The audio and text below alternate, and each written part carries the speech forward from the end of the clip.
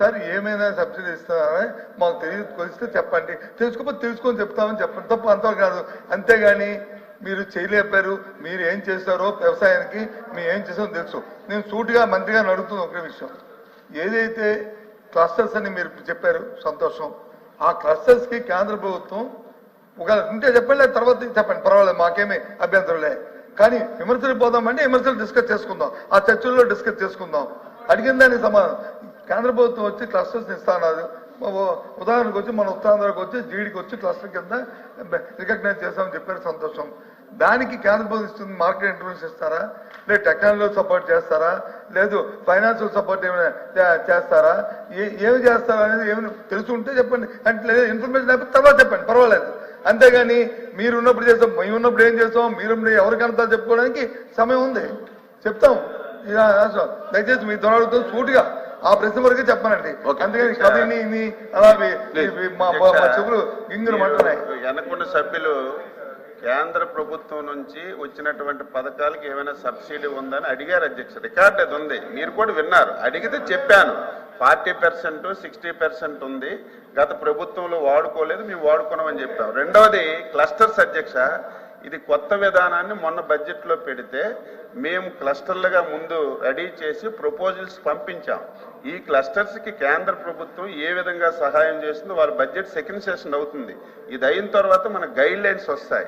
Guide lines వచ్చేటప్పుడు ఆ guide lines తీసుకొని మేము దాంట్లో దీన్ని ఇన్కార్పొరేట్ చేసి ఎంతవరకు ఎన్ని పైసలు రాగలిస్తే అన్ని పైసలు తీసుకోవడానికి మేము ప్రయత్నం శక్తిగా చేస్తామని సభ్యులకు తెలియజేస్తున్నాం.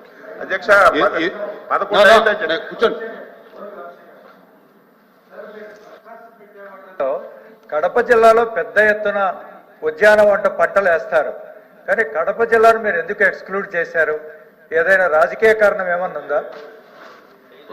రాజకీయ కోణం ఏముండదు దానిలో. మంత్రి గారు రాయలసీమలో కడప జిల్లాని కడపలో అరటి కూడా ఉంది అధ్యక్ష. అది క్లస్టర్ అంటే నేను ఒక జిల్లా హెడ్ క్వార్టర్ చదివాను, అనంతపురం హెడ్ క్వార్టర్ గా 4 జిల్లాల్లో క్లస్టర్ పెట్టాం, అందులో కడప కూడా ఉంది. కడపకు అత్యంత ప్రాధాన్యత ఇస్తున్నాం. అందులో పులివెందులు కూడా ఏదో గతంలో మీరు ఒక ఎగ్జాంపుల్ చెప్పాలి, ఎందుకంటే స్లీపింగ్ రిమార్క్స్ కాదు అధ్యక్ష. గతసారి ఈ ఏదైతే జల్ జీవన్ మిషన్ అధ్యక్ష, ఈ రాష్ట్రంలో 3 నియోజకవర్గాలకి జల్ జీవన్ మిషన్ ఇచ్చారు అధ్యక్ష. అందులో పులివెందులు ఒకటి, ఆ రోజు ఎవరైతే పంచాయతీరాజ్ మినిస్టర్గా ఉన్నటువంటి పొంగనూరుకు ఒకటి, ఆర్థిక మంత్రి ఉన్నటువంటి బుగ్గన రాజేంద్ర 3 నియోజకవర్గాలకి అది ఇస్తే ఎవరైనా క్యాన్సిల్ చేస్తారు అధ్యక్ష. మా ముఖ్యమంత్రి గారు అన్నారు దాన్ని కంటిన్యూ చేసి పూర్తి చేయాలి, మన ప్రభుత్వం ఎప్పుడు రాజకీయాలు చూడకూడదని కొనసాగిస్తున్నాం. ఎప్పుడు కూడా నేను చాలాసార్లు చెప్పాను, ఎప్పుడు గత ప్రభుత్వం చేసింది ఇది బొత్స గారి కాన్స్టిట్యున్సీ లేకపోతే ఎక్స్ కాన్స్టిట్యున్సీ వై కాన్స్టిట్యున్సీ అనే సంబంధం లేదు. ఈ ప్రభుత్వానికి ప్రజలు ముఖ్యం, అభివృద్ధి ముఖ్యం, సంక్షేమం ముఖ్యం. ఆ విధానంతో పనిచేస్తున్నాం. కడప కూడా ఉంది, ఎవరు ఆందోళన చెందవలసిన అవసరం లేదు.